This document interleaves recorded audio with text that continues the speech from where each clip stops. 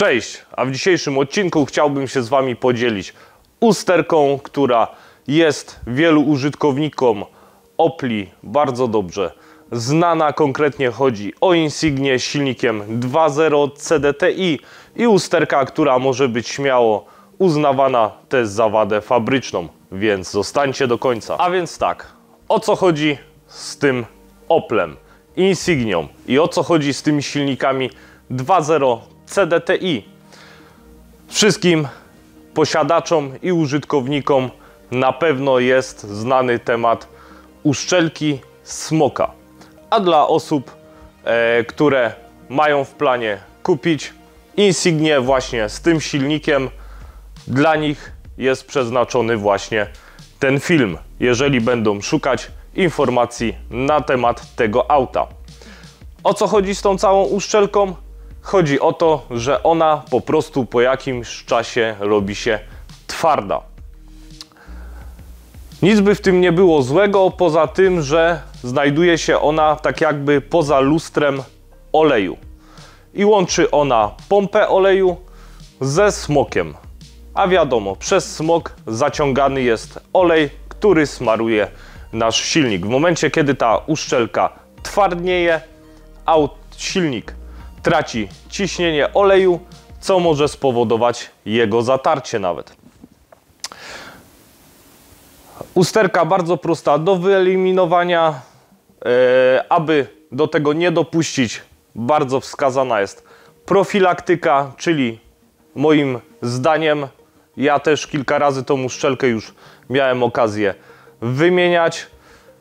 Po prostu co drugą wymianę oleju czy filtrów robienia serwisu corocznego jest zalecane, aby przynajmniej przeze mnie, aby tą uszczelkę wymienić i mieć problem z głowy, tak?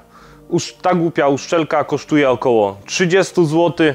Dostęp do niej jest odrobinę problematyczny, trzeba demontować półoś, ale myślę, że koszt związany z wymianą tej uszczelki, bo już nie będziemy mówili o cenie tej uszczelki, bo tak jak wspomniałem, jest to około 30 zł, więc tyle co nic, może zaoszczędzić nam wielu problemów i wielu wydatków.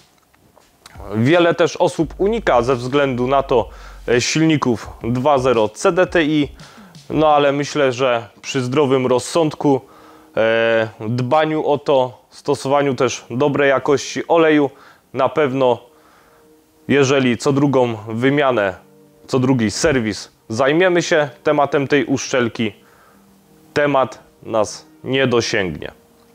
Jakie są główne objawy, że musimy zająć się już tą naszą uszczelką? Tak jak powiedziałem, jest to na przykład w trakcie jazdy kontrolka, która się zapala, informuje nas, że ciśnienie oleju w danym aucie jest za niskie, czyli znana wszystkim czerwona lampa Alladyna.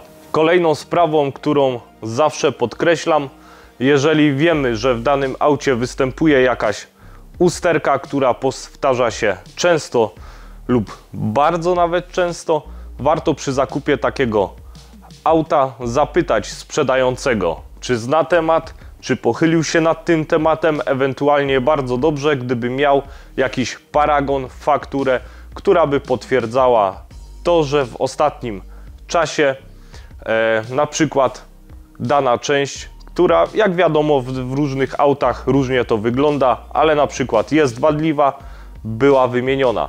Pamiętajcie, auta typu Insignia wyglądają fajnie, atrakcyjnie.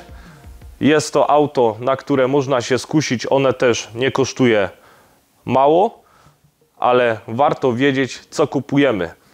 Czasem kupując na łapu-capu możemy wbić się na niezłą minę, nie szukajmy też okazji, raczej szukajmy auta z historią i ze sprzedającym, który zna temat, zna bolączki tego auta.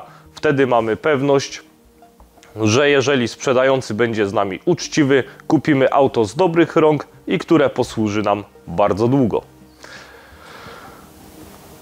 Więc myślę, że to tyle. Jest to taka moim zdaniem największa bolączka, jeżeli chodzi o Insignię. Jest to temat, który ja przerabiałem, jest to temat, który w świecie Insigni i ich użytkowników krąży nie od dziś, więc fajnie przekazywać to dalej osobom, które o tym nie wiedzą. Jeżeli się podobało, to zostawcie lajka, subskrybujcie. Oczywiście jest też możliwość wspierania kanału, więc wszystkich chętnych zapraszam i widzimy się w kolejnym odcinku. Cześć!